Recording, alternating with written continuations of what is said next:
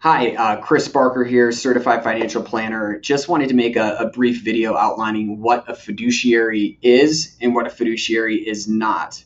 I'm making this video because I get the question all the time.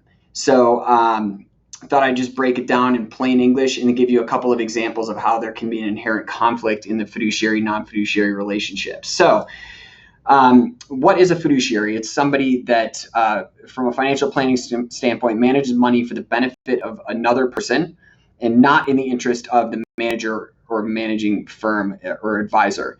So simply put, in somebody that's acting in a fiduciary capacity that cannot profit from the decisions that they make on your behalf.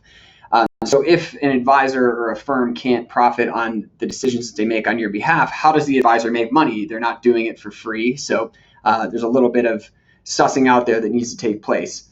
So I thought I'd just break down just two ways that an advisor can be compensated. Now, this is not intended to be exhaustive. It's just two examples to illustrate the point. So there's we'll just define two things. Commissions. So it's paid to the advisor for making a trade. Say the advisor wants to buy some particular security, X, Y, and Z stock, and they make $100 per trade they execute on behalf of their client. They make 10 trades, they make $1,000. Now, it's different from management fees. This is how someone can be a fiduciary, or one of the ways that somebody can be a fiduciary and still make a living. So these are fees paid to the advisor for managing assets. Now, let's just say it's 1%, for example, and the advisor is managing $100,000 on behalf of a client. Over the course of that year, they make $1,000. Sometimes it's divided monthly, quarterly, or annually, but it's that 1% that's being charged for the management of that money. So sometimes this is a management fee. Sometimes it's called a wrap fee. They're pretty interchangeable. Excuse me. And so there can be a lot of other ways that an advisor can be compensated. This is not intended to be an exhaustive list, just two examples to illustrate a point. So the fiduciary, non-fiduciary conflict, this is an example of charging commissions on trades and not charging a management or wrap fee.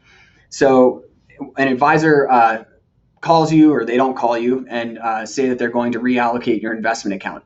The advisor makes 10 trades, and using the example I said earlier of $100 a trade, that advisor generates $1,000 in fees in your account.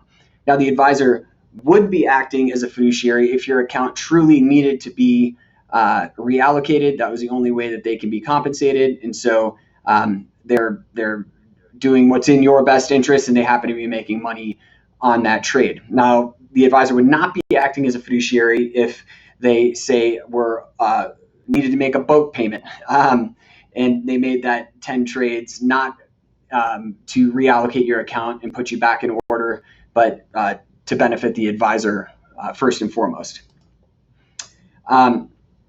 And so one can see how that there can be an inherent conflict there, right? So now let's remove the commission and just have an advisor that can charge a wrap or management fee and cannot accept a commission anyway.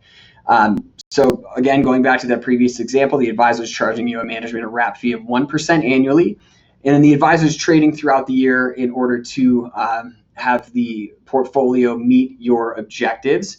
And the only way the advisor is getting paid in this situation, or getting paid more, I guess is a better way of saying it, is if your account grows. And so when they're being paid just on the assets under management and not for trading on your account, they're incentivized to have you perform better, because if your portfolio performs better, the advisor makes more, the client makes more. It's a structure that's designed to be a win-win strategy.